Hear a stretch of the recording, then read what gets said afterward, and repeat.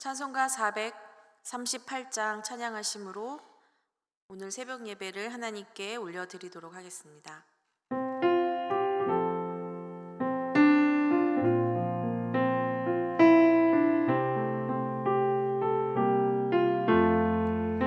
내 영혼이 은총 입어 중한 죄짐 먹고 보니 슬픔 많은 이 세상도 천국으로 와도다. 할렐루야 찬양하세. 내 모든 죄 사함받고 주 예수와 동행하니 그 어디나 하늘나라 주의 얼굴 뵙기 전에 멀리 뵈도 하늘나라 내 맘속에 이루어지니 날로 날로 가깝도다. 할렐루야 찬양하세. 내 모든 죄 사함받고 주 예수와 동행하니 그 어디나 하늘나라 높은 산이 거친 들이 조막이나 궁궐이나 내 주 예수 오신 곳이 그 어디나 하늘나라. 할렐루야 찬양하세. 내 모든 죄 사함받고 주 예수와 동행하니 그 어디나 하늘나라. 아멘. 오늘 저희들에게 주신 하나님의 말씀은 예레미야 51장 1절부터 14절까지의 말씀입니다. 함께 스크린 보시면서 말씀을 읽겠습니다. 여호와께서 이와 같이 말씀하시되 보라, 내가 멸망시키는 자의 심령을 부추겨 바벨론을 치고 또 나를 대적하는 자 중에 있는 자를 치되 내가 타국인을 바벨론에 보내어 키질하여 그의 땅을 비게 하리니 재난의 날에 그를 애워싸고 치리로다. 활을 당기는 자를 향하여 갑옷을 입고 일어선 자를 향하여 쏘는 자는 그의 활을 당길 것이라. 그의 장정들을 불쌍히 여기지 말며 그의 군대를 전멸시켜라.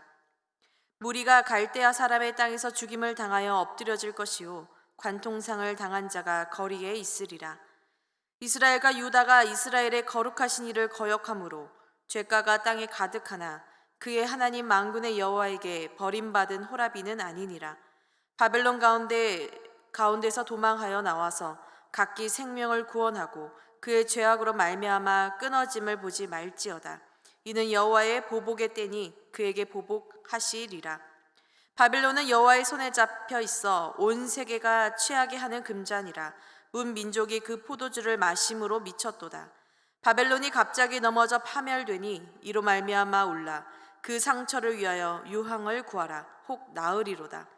우리가 바벨론을 치료하려 하여도 낫지 아니한즉 버리고 각기 고향으로 돌아가자. 그 화가 하늘에 비쳤고 궁창에 달하였음이로다. 여호와께서 우리 공의를 드러내셨으니 오라. 시온에서 우리 하나님 여호와의 일을 선포하자. 화살을 갈며 둥근 방패를 준비하라.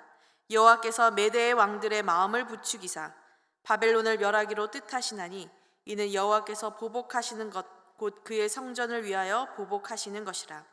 바벨론 성벽을 향하여 깃발을 세우고 튼튼히 지키며 파수꾼을 세우며 복병을 매복시켜 방비하라. 이는 여호와께서 바벨론 주민에 대하여 말씀하신 대로 계획하시고 행하심이로다.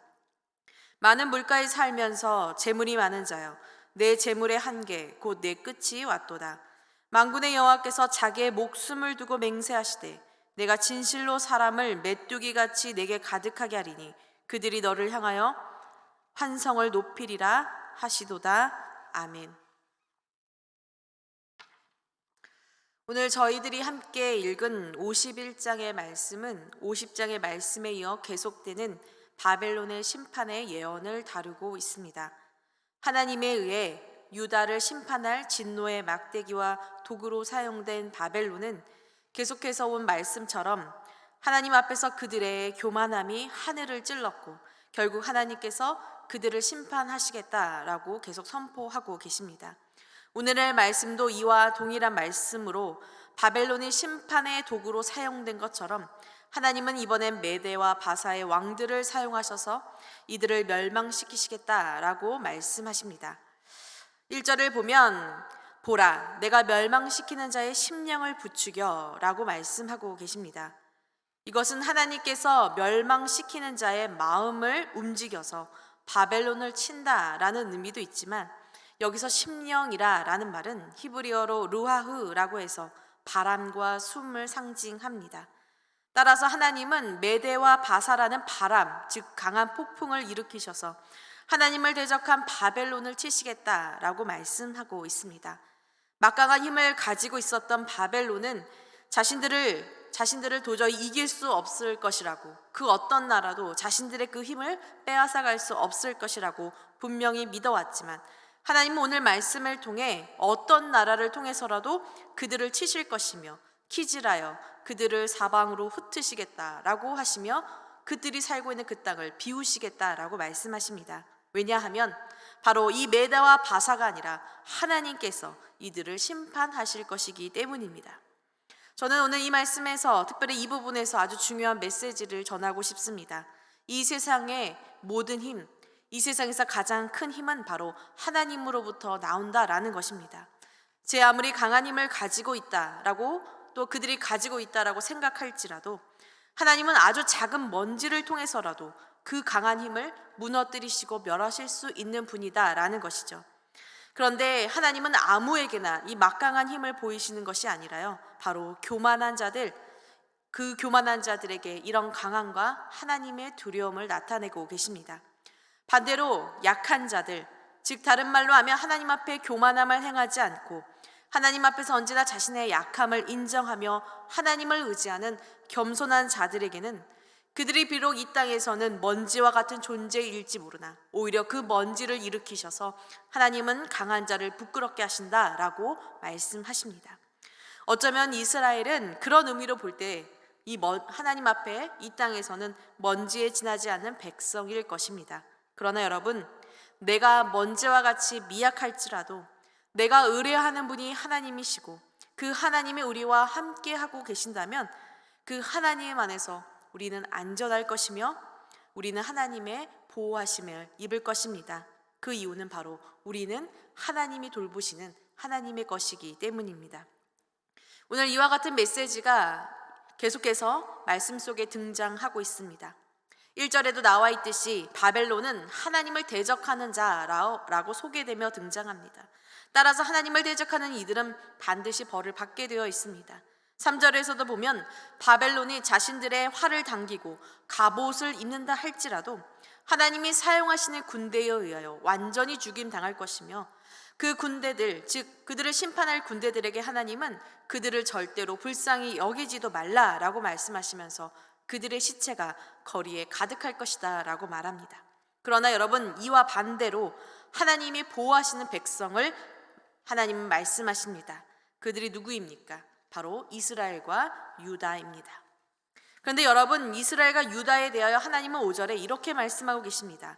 이스라엘의 거룩하신 이를 거역함으로 죄가가 땅에 가득하나 라고 말이죠. 하나님이 구원하시겠다고 보호하시겠다고 말씀하신 바로 이 이스라엘과 유다 역시 하나님을 거역했다라는 것입니다. 그들의 죄가 땅에 가득했다라는 것입니다.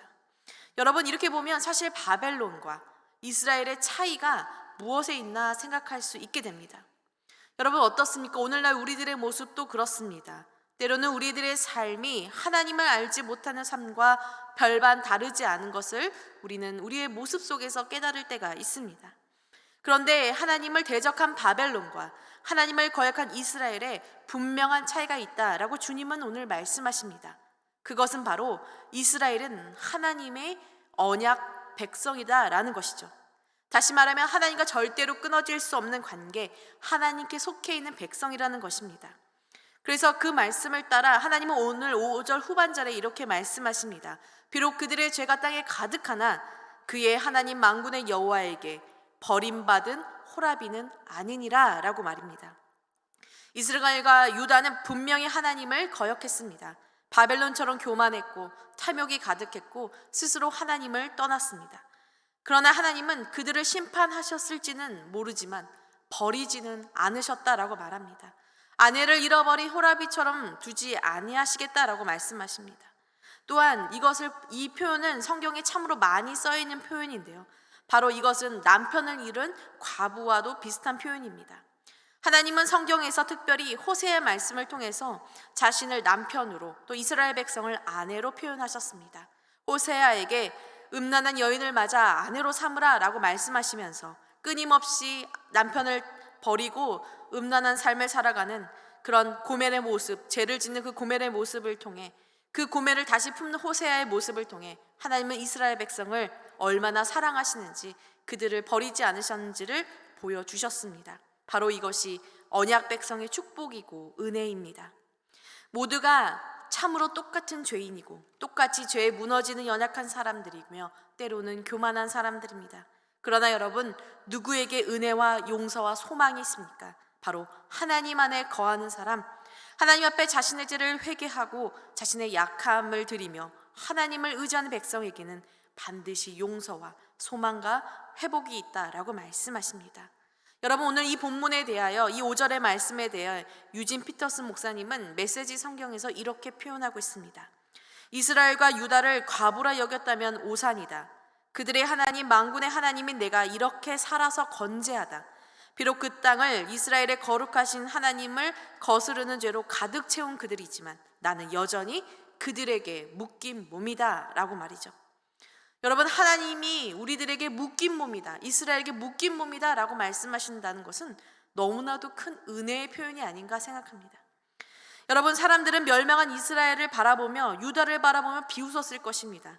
자신의 신에게 버림받고 멸망당한 그들을 보며 조롱했을 것입니다. 심지어 너의 신인 하나님은 너희를 구원할 수 없다라고 말했을 것입니다. 그러나 하나님은 끝까지 참 하나님을 알아보지 못하고 믿지 못한 바벨론과 그 열방에 대하여 오히려 이 이스라엘은 버림받지 않았다라고 말씀하십니다. 오히려 내가 이렇게 살아서 그 이스라엘을 벌한 너희를 심판하고 내 백성은 구원하겠다라고 말씀하십니다. 사랑하는 여러분, 하나님은 우리를 절대로 버리시지 않으십니다.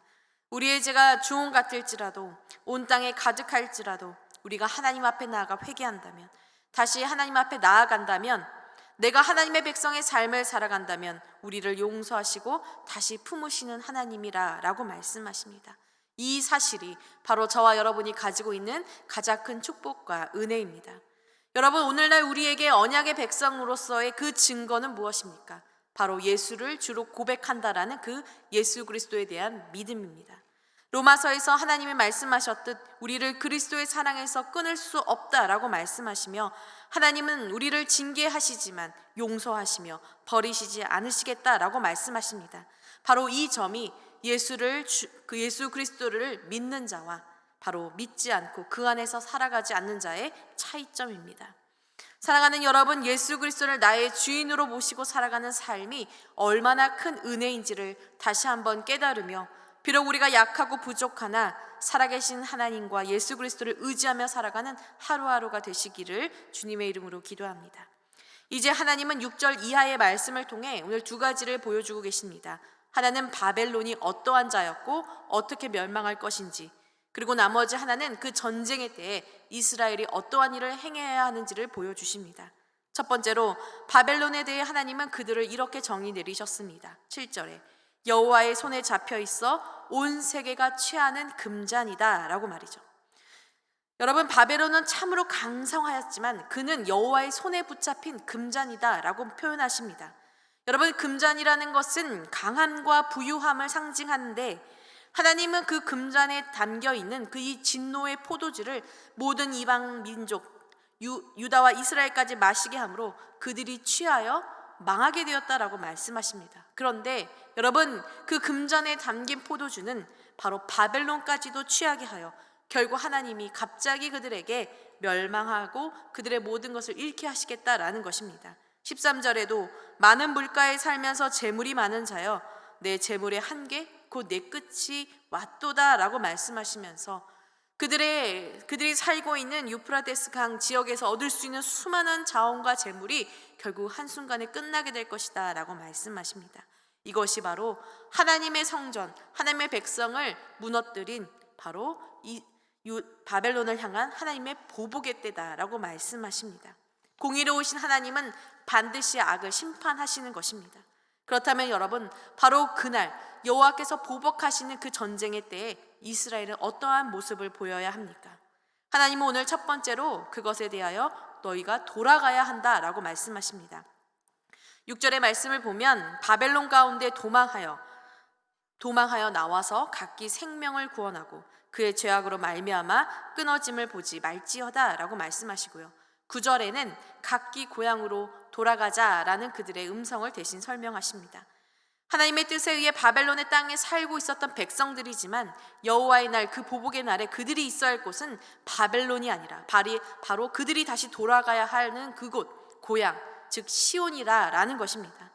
저는 이 말씀을 보면서 전쟁이 일어났으니 그곳에 있지 말고 나오라라는 말씀도 맞는 말씀이지만 바벨론의 땅에 사는 이스라엘 백성이 어떤 자세로 살아가야 하는지를 하나님께서 보여주고 계심을 믿습니다. 그것은 바로 어떤 것입니까? 너희가 비록 바벨론 땅에 살아가고 있으나 너희의 마음은 언제나 시온에 있어야 한다라는 것입니다. 다시 말해 하나님의 때를 기다리며 준비해야 한다라는 것입니다. 하나님이 주시는 회복의 때를 기다리며 바벨론에 있으나 바벨론에 속해서는 안 된다라는 것입니다. 바벨론 땅에서 바벨론이 주는 그 교만함의 술에 취하여 멸망당할 것이 아니라 그날의 때에, 하나님의 사인이 있는 그날의 때에는 그들이 깨어서 다시 자신의 원래의 삶의 자리로 돌아가야 한다라는 것이죠. 두 번째로 그들이 그날에 해야 할 일이 또 한 가지가 있습니다. 바로 시온으로 돌아와 10절의 말씀처럼 하나님의 드러내신 하나님의 공의를 선포하고 찬양하는 것입니다. 시온으로 돌아와서 백성이 해야 할 일은 바로 우리를 구원하시고 우리를 다시 회복시킨 하나님을 선포하고 찬양하는 일이었습니다. 사랑하는 여러분, 이 예레미야의 말씀은 누구를 위한 말씀입니까? 바벨론의 멸망이 나왔으니 바벨론에게 주신 말씀일까요? 그렇지 않습니다. 여러분, 이 말씀은 하나님이 버리시지 않은 백성, 즉 하나님의 사랑하는 당신의 자녀인 이스라엘과 유다, 그리고 저와 여러분에게 주신 말씀입니다. 앞으로도 계속될 바벨론의 멸망의 말씀 속에서도 동일합니다. 하나님은 오늘 이 말씀을 바로 우리들에게 주심으로 우리로 하여금 교만한 삶의 자리에서 구별되어 살아가라고 말씀하십니다. 물론 우리가 살아가는 삶의 자리는 여전히 교만과 탐욕의 자리로 가득합니다. 많은 자원과 재물이 신이 되어 그들의 강함을 드러내며 약한 우리를 무너뜨릴 때가 한두 번이 아닙니다. 그래서 우리도 그것에 때로는 취하여 별반 다르지 않는 삶을 살아갑니다. 그러나 여러분, 우리를 죄인의 자리에서 의인의 자리로 불러주시고 버리지 않으신 하나님께서는 그곳에서 나와서 바로 너희가 서 있어야 할 그 자리에서 하나님을 찬양하며 예배의 삶을 살아가라고 선포하십니다. 여러분, 이것이 바로 예배의 삶을 회복하라는 주님의 말씀인 줄 믿습니다. 하나님의 공의와 하나님의 사랑을 바로 그 예배 가운데서, 삶의 자리 가운데서 선포하라는 것입니다. 이것이 바로 언약 백성 그리스도인의 삶의 모습입니다. 사랑하는 여러분, 오늘 하루 우리는 우리를 버리지 아니하시고 끝까지 사랑해 주신 이 주님의 사랑을 함께 묵상할 수 있기를 원합니다. 우리의 죄가 가득했으나 우리를 버리지 않으시고 받아주신 그 주님의 은혜에 감사하고 무엇보다 이 땅에서 바벨론에 취하지 않고 하나님의 말씀에 취하여 하나님의 말씀에 감동되어 세상에서 분별하는 삶을 살아가는 그런 깨어있는, 그렇게 예배하는 그런 주님의 귀한 언약의 백성이 되는 그런 여러분, 그런 하루가 되시기를 주님의 이름으로 기도합니다. 이 시간 함께 기도하도록 하겠습니다. 사랑의 하나님, 감사합니다. 주님, 오늘도 저희들에게 우리의 죄가 가득할지라도 나는 너희를 버리지 아니하였다라고 말씀하셨습니다. 하나님, 우리가 늘 그 은혜 가운데, 주님의 그 사랑 가운데 살아가는 줄 믿습니다. 오늘 하루 살아가면서 아버지, 그 사랑을 다시 한번 묵상하고 하나님이 나를 얼마나 사랑하시며 나를 이끌어 주셨는지를 기억하는 그런 은혜의 하루가 될 수 있도록 주님, 저희들을 붙들어 주시옵소서. 무엇보다 하나님, 교만의 땅에서 살아가고 있는 저희들이 바벨론이 주는 술에 취하지 아니하고, 하나님, 교만에 취하지 아니하고 하나님의 말씀에 순종하며 감동되어 살아가며 이 땅에서 예배의 삶, 하나님의 공의와 사랑을 선포하는 삶을 살아가는 우리 모두가 될 수 있도록 주님 인도하여 주시옵소서. 이 모든 말씀 예수 그리스도의 이름으로 기도합니다. 아멘.